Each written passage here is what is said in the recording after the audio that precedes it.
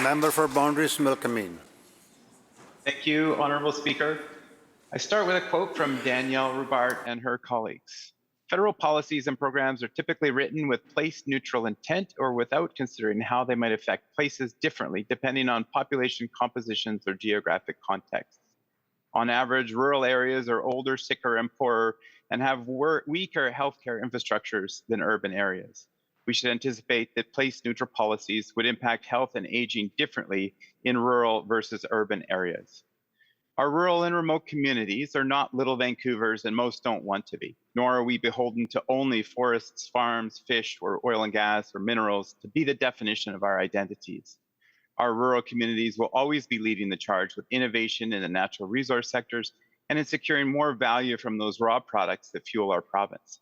But they are rapidly becoming more diverse socially and economically and have grand visions for what they want to become.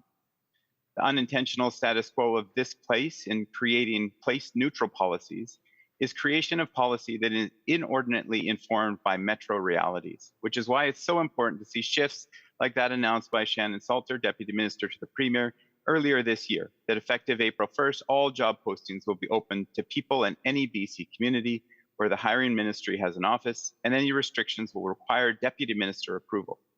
This isn't just a win for our public service, for personal employment flexibility. It's a win for our ability to ground truth our policy development process in a more representative cross-section of BC, and it's a win for rural resiliency. For wine policy, for example, understanding the realities of place is enormously important, as Leslie at Noble Ridge knows all too well. This internal change is one of the 8 key opportunities identified by the BC Rural Centre as a way to help support rural communities. It matters for people, for policy, and for resilient rural economies, and we're getting it done. Thank you, Honourable Speaker.